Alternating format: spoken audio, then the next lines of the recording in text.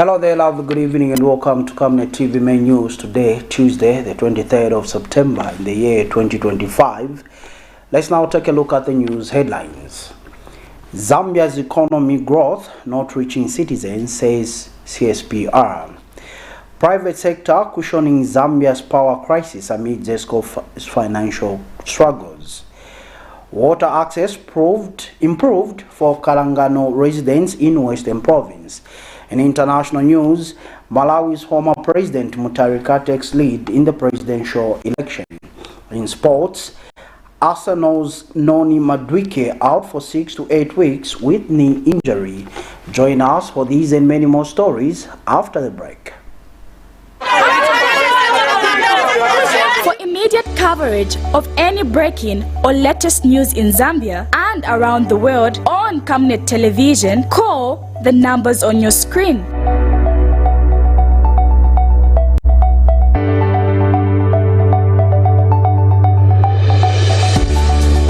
Camnet television, bringing to your screens fair news, impartial news, credible and reliable news all the time. Get the whole truth on Camnet World News.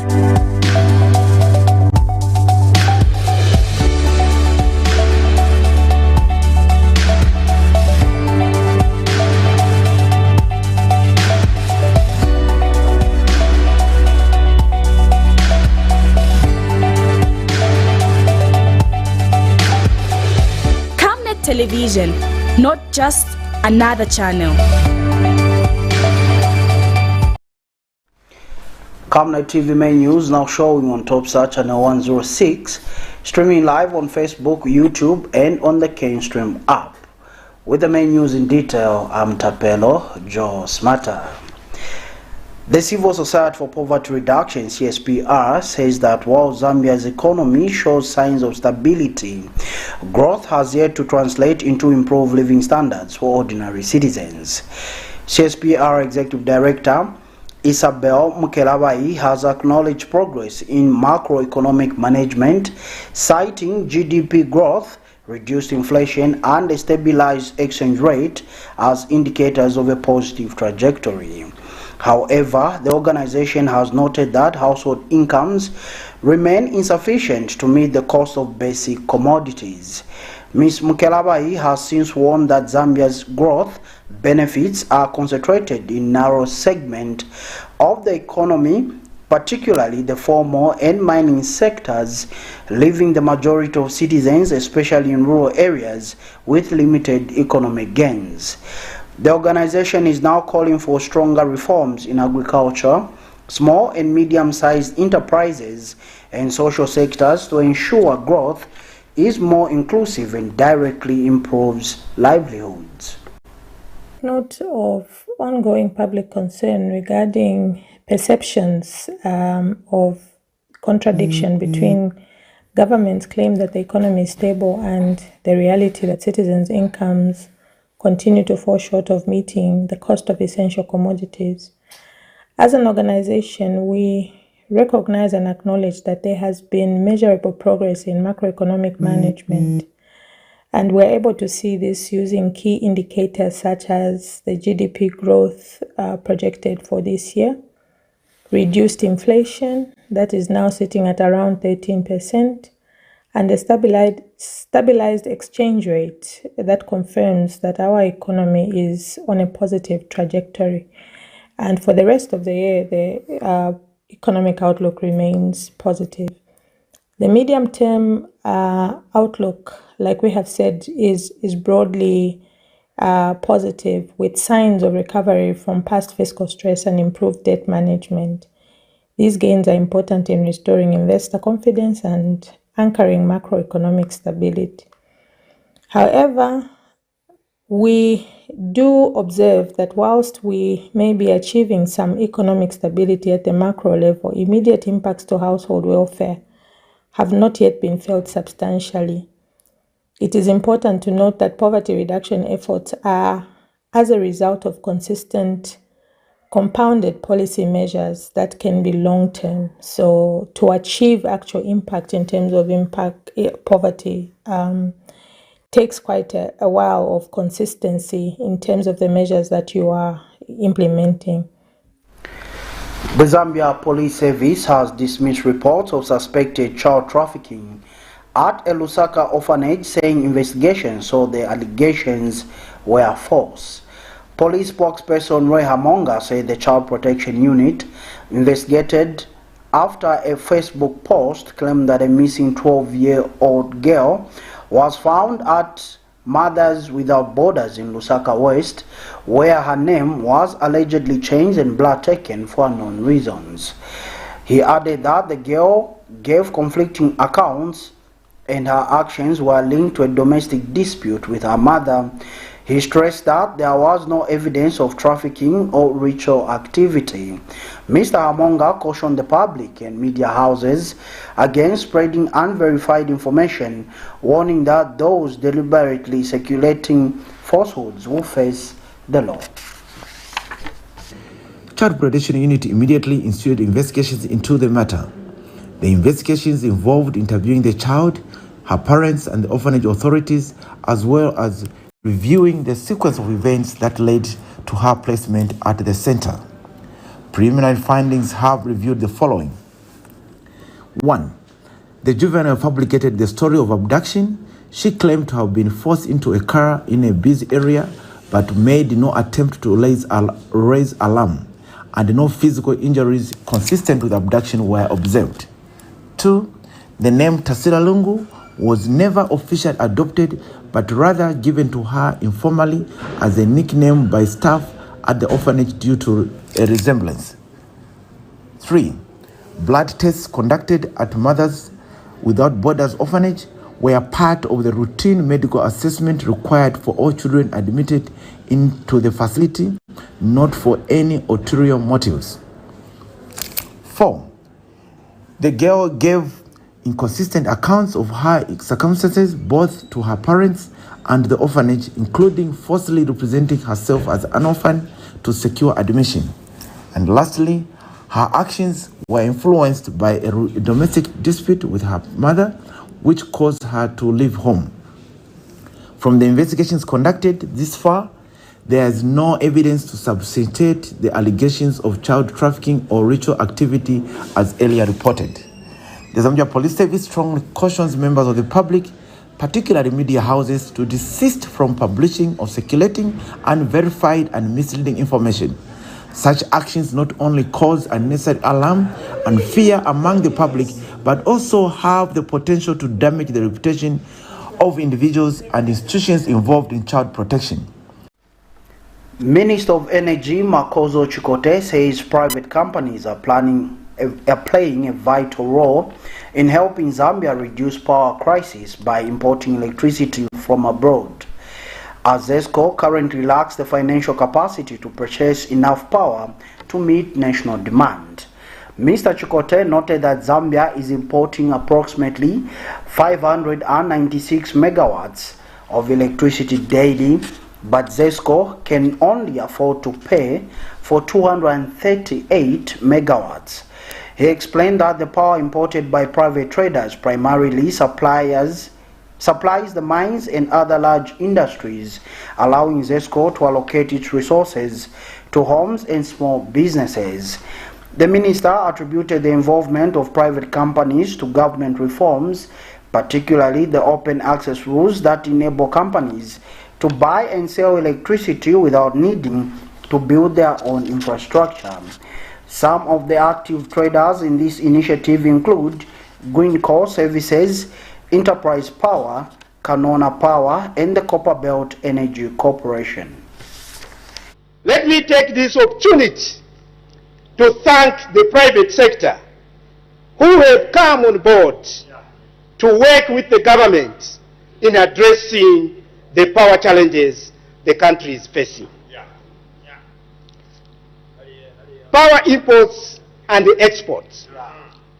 Madam Speaker, government through ZESCO is currently importing power from the Southern Africa power pool to support our domestic generation. Over the last 6 months, Zambia has been importing an average of 238 megawatts. Alongside, the country has clawed back 370 megawatts of exports from 520 megawatts in 2024. To date, Madam Speaker, we are prudently managing exports of 150 megawatts under existing agreements, which is further expected to reduce to 106 megawatts by October 2025. The ruling United Party for National Development UPND trustee Grace Chivuwe has challenged opposition political parties to offer credible checks and balances as opposed to issuing baseless insults to Republican President Hakainde Hichilema. Speaking at a media briefing, Grace Chivuwe stated that opposition political parties should focus on providing alternative policy solutions rather than undermining the presidency with constant verbal attacks. Ms. Chivuwe noted that government has made significant strides in key sectors, citing the introduction of free education, increased constituency development fund (CDF) allocations, and investments in health infrastructure, including maternity wings and ambulances in various constituencies. She argued that such progress should not be ignored in political discourse. She further urged the opposition to present constructive policy ideas that can benefit the Zambian people, saying that true leadership is measured not by criticism alone, but by the ability to provide solutions. Instead of you opposition to do checks and balances, could you, when you become as president or when you form the government, you will be a better president for this country. Can you do checks and balance? Can you tell the people what you are going to do apart from Vamene Hakainde Hichilema and the team budget in 4 years' time? In all, numbers don't lie. My numbers is Anama, ZAMBIA'S. In 4 years, ngatitabele ngavintu vamene achita Hakainde Hichilema. Vamene sivina chitike in 10 years. You can tell kuti asebenza. President popasa banayangana kuti muzimai ni wamene amavutika maningi. Because muzimai ponkana na pakati azafunika chitu chomuyendesa kuti afike aenda achite deliver. Ndiye bantu bamene bayenda mu country muno, it is because of a woman. So chija bazimai tieni tinyamuke to thank Mr. President kutiganizira kuti tileke kusebana kupapira mu vimitengo along the road kutivinikila vitenge kuti mwana achoke, but mama kamba no aba ni bamai bana nibala mambula safunika kuenda in every constituency so that muzimai pochita deliver ali na security. Kwa mene baenda siba ndo papira muchimutengo Mr. President munapeleka kudala through CDF ya mene. It is a package, it is a game changer. Muli maternity wing in every constituency, muli maternity wing. Isi ngati mulibe mazitizen bafunse ni bantu banu, bafunse ni ba MP, mayor and councillor at white libe manzi, white libe chaso bafunse ni chifuka Hakainde Hichilema na timu bampasani vivintu kuti vitibezele pa ground. Still in political news, the National Restoration Party, NAREP, says the 2026 national budget must prioritize infrastructure development, affordable energy and fair mining taxation to stimulate economic growth. Speaking in an interview with Camnet News, NAREP Secretary General Martin Molenga says government funds should be directed to improving roads, water supply and electricity access. He further stressed that the mining sector, which has benefited from tax rebates in recent years, should now contribute fairly to the economy. Mr. Mlenga added that the budget should also address domestic debt obligations while targeting sectors that directly improve citizens' daily lives. We expect that they will plow so much money again in the social sector. Things to improve our roads, money that will improve our, let's say, water in our compounds. Issues of electricity must be attended. The way of putting money into probably ways into which people can have more electricity. So how do we put it? We put it that probably they reduce money in terms of how much a consumer is supposed to get when it comes to issues of gas, because we've seen most of our people now are using gas. How then are they going to be able to buy it if it's expensive? Find a way to cushion our people that those that are using gas instead of using power as in electricity can be given an opportunity to have gas available by way of reducing maybe taxation on issues of gas, or just finding a way to cushion our people. We expect also that the mines, this time around, we've seen that they've been given a lot of tax rebates, a lot of concessions. So in this budget, we expect that the mines must be given the expected tax that will be able to get to plow into the economy. We know that this government for the last 4 years have really been so interested in having to cushion these mines. So these companies have been giving themselves a lot of, I would say, they've been given a lot of leverage. We want this time around, copper and all the minerals that we have are the main foreign exchange earner. So this time around, we expect that they are given the necessary taxes that they needed to pay, such that whatever that we can get from there, we can plow it back into the economy and expect our kwacha probably to appreciate as we go into 2026. We now go to Western Province, where 63 households in Kangalango, Shishamba area of Mkema district in the province have gained access to clean water through 2 newly installed boreholes. The boreholes form part of a larger project of 24 boreholes funded through the Constituency Development Fund, CDF, at a total cost of 2 million kwacha. Speaking at the handover ceremony, Shishamba Area Councillor David Mbambe said residents previously walked long distances to fetch water, making the new installations a significant relief. Meanwhile, Kema Member of Parliament Kapelo Ambangweta urged residents to make full use of the boreholes, not only for domestic purposes but also to support agricultural activities. Our reporter Kelvin Musiewo Kabila forwarded in this report. At least 63 drought-affected households have benefited from the 24 boreholes installation exercise by Nkema Town Council in Western Province using the Enhanced Constituency Development Fund.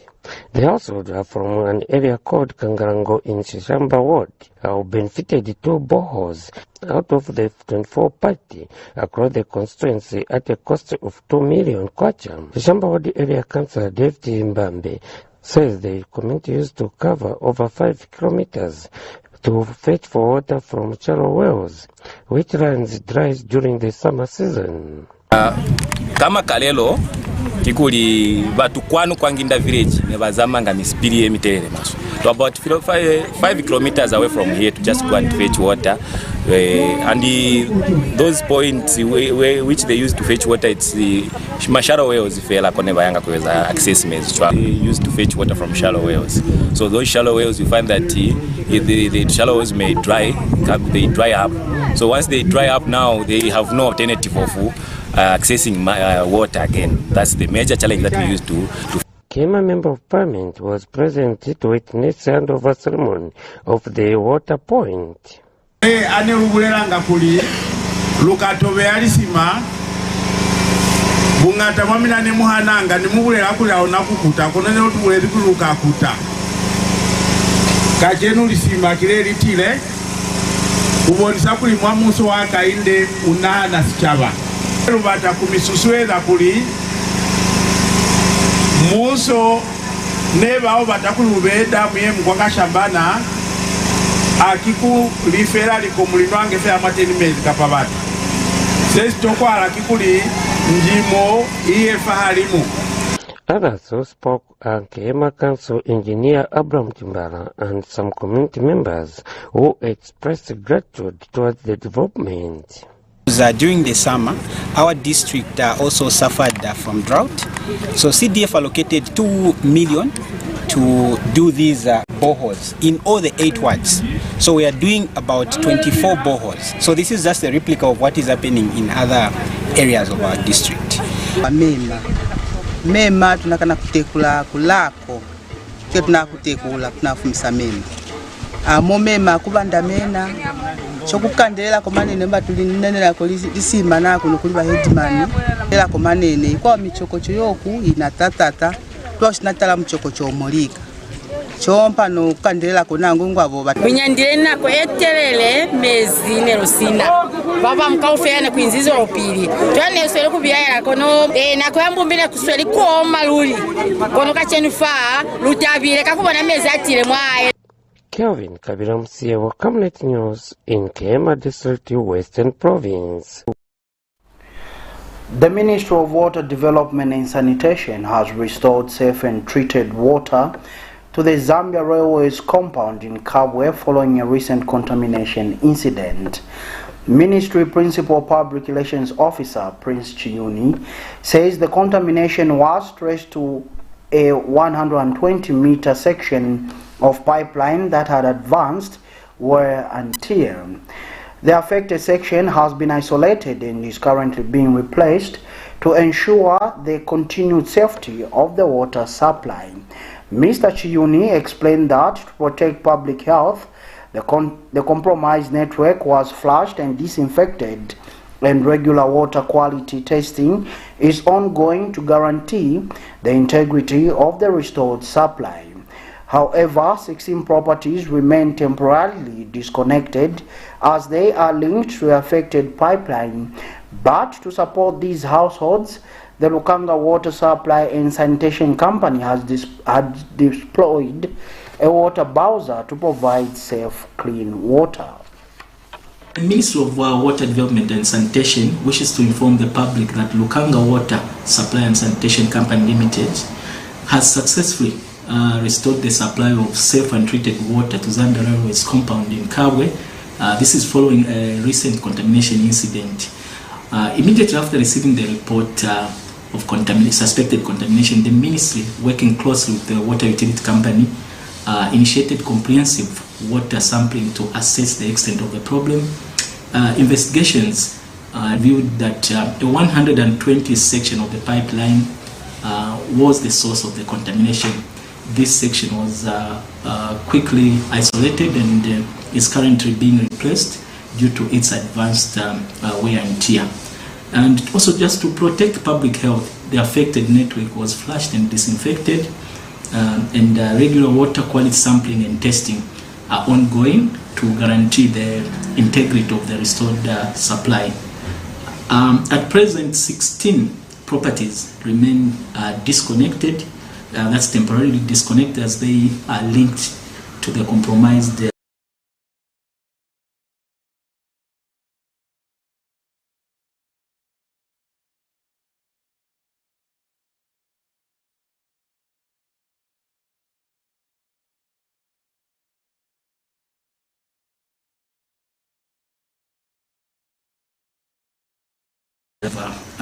contamination. The ministry also wants to urge the residents to remain alert and to promptly report any changes in water quality to the utility company. As a ministry, we affirm our unwavering commitment to ensuring that every Zambian has access to clean, safe and reliable water supply. You are still watching Camnet TV Main News. The news continues after the break. Stay tuned. Get all the latest updates in court news only on Camnet TV. We take you and make you feel part of the court sessions through our in-depth coverage of the adjudication process. Get informed on those who have been arrested, delayed and denied the police bond or bail victims, persons taking plea, court adjournments, verdicts, and those administration issues in the judiciary. You can also follow and give us a like on our social media platforms, Camnet TV, not just another channel. Are you looking for a reliable and efficient courier company with international standards? Then let UBZ Courier, your trusted partner in swift and secure deliveries, be your ultimate choice. Whether it's a small package or a hefty consignment, UBZ Courier handles it all, locally and internationally. Our modern call center ensures personalized attention for every client. For seamless deliveries within Zambia and beyond, trust UBZ Courier. Call us now on +260 763 062 680 or visit us at plot number 15 Mwapona Road, Woodlands, Lusaka, Zambia. UBZ Courier, a world-class brand that can be trusted. Potatoes, the unsung heroes of flavor. From crispy chips to creamy mash, potatoes are the versatile superstars of your kitchen. Grown with love by our dedicated workforce drawn from around the community of Palavana. Savenda Farm's commitment is to see to it that we have potatoes that are grown right, healthy, big and tasty. For that quick fix or big celebration or that meal that brings family together, top chefs rely on the Savenda potato to create culinary masterpieces. And for others, it's that icebreaker to a delightful conversation. So, embrace the magic of Savenda potatoes. They're not just a side dish, they're the heart and soul of your kitchen. Savenda, save nations, develop Africa. Enjoy the benefits of an instant loan with us ranging from 1,000 kwacha to 750,000 kwacha paid express once collateral is viewed, valued and verified. Call us on 0763 595 359 or 0779 432 993. Classified Financial Express, here as your financial friend.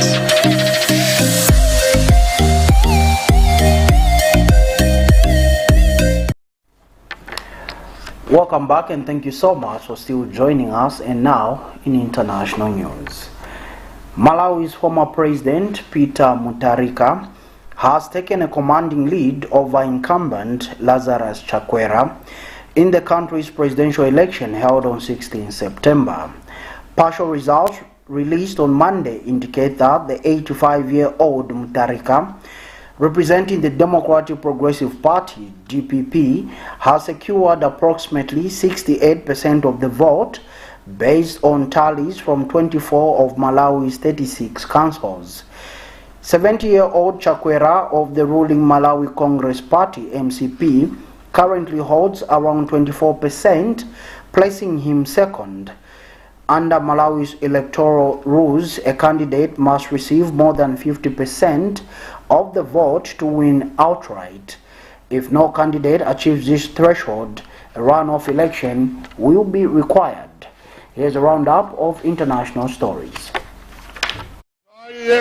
Malawi's former president, Peter Mutharika, has built a strong lead over incumbent Lazarus Chakwera in the country's presidential election. Partial results released on Monday show the 85-year-old receiving around 68% of the vote after figures from 24 out of 36 councils were declared.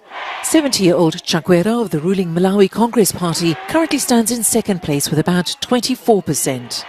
A candidate must secure more than 50% of votes to win outright, failing which a second round will be held. Mutharika was in power from 2014 to 2020 when he lost the presidency to Chakwera in an election rerun following irregularities. Malawians have faced a worsening economic crisis during Chakwera's first term in office, while Mutharika was credited with improving infrastructure and lowering inflation while head of state. Critics, however, accused him of cronyism, accusations he denies. The Electoral Commission has until the 24th of September to announce the final result. Lawyers of music mogul Sean Diddy Combs are urging the federal judge in New York to sentence him to no more than 14 months in prison when he learns his fate on October 3rd. That would mean near immediate release since Combs has already spent over a year behind bars following his conviction on 2 Mann Act charges related to prostitution. Each charge carries up to 10 years, but his defense team argues The jury's decision to acquit him on racketeering and sex trafficking shows he should not face a heavy sentence. They described Combs' time in jail as harrowing, from suicide watch and unsafe living conditions to an incident with an inmate armed with a sheath. His lawyers say his once glittering career has collapsed, a Hulu reality series cancelled, and his children suffering lost opportunities amid dozens of civil suits. In Guinea, provisional results from a constitutional referendum show that over 90% of voters supported changes that could allow military leader General Mamadi Doumbouya to run for president. With the turnout exceeding 91%, the referendum marks a significant step in transitioning from military to civilian rule, though critics argue it's a power grab. Doumbouya, who ousted President Alpha Conde in 2021, has not confirmed his candidacy for the upcoming elections. The draft constitution allows junta members to run for office and extends the presidential mandate from 5 to 7 years, renewable twice. It also creates a Senate where 1/3 of the members will be appointed by the president.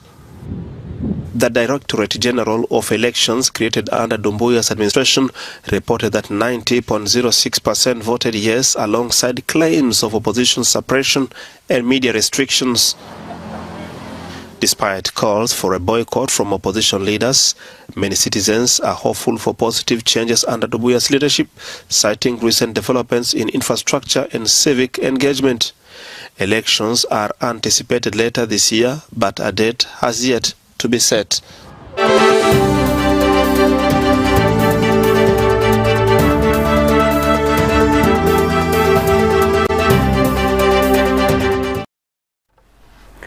And finally, in sports news this evening, Arsenal winger Noni Madueke is expected to be sidelined for 6 to 8 weeks due to a knee injury sustained during the 1-1 draw with Manchester City on Sunday. Fortunately, initial fears of an anterior cruciate ligament injury have been ruled out. Madueke was substituted at half-time in the Premier League match and has undergone tests to determine the severity of the problem. Madueke is likely to return to action until November, potentially missing key domestic and European games for Arsenal. He will likely miss England's upcoming friendlies against Wales and Latvia, as well as World Cup qualifiers against Serbia and Albania in mid-November. If Madueke is unavailable for the November 8 game against Sunderland, he might return for the North London derby against Tottenham on November 23rd. Arsenal is already dealing with injuries to Kai Havertz, Gabriel Jesus, and Captain Martin Odegaard, putting pressure on Mikel Arteta's squad. Madueke's injury is a significant blow to Mikel Arteta's team, which has been performing well this season. England head coach Thomas Tuchel will also be impacted, missing Madueke's talent in upcoming international matches. And that sporting item brings us to the end of this edition of Main News on Camnet TV. But before we go, let's take a quick recap of stories that made headlines. Zambia's economic growth not reaching citizens, says CSPR. Private sector cushioning Zambia's power crisis amid ZESCO'S financial struggles. Water access improved for Kangalango residents in Western Province. In international news, Malawi's former president MUTHARIKA takes lead in presidential election. In sports, Arsenal's Noni Madueke out for 6 to 8 weeks with knee injury. We now look at the Camnet verse for the day, coming from the book of Matthew, chapter 1 and verse 21. It reads, "And she shall bring forth a son, and thou shalt call his name Jesus, for he shall save his people from their sins." That ends the Bible reading, and that ends the main news on Camnet TV. But dear viewer, like always, do remember that Camnet TV is not just another channel. Now showing on Topstar channel 106, streaming live on Facebook, YouTube, and on the KANGALANGO app. On behalf of the entire production team, I'm Tapelo Joe Smata. Good evening and God bless.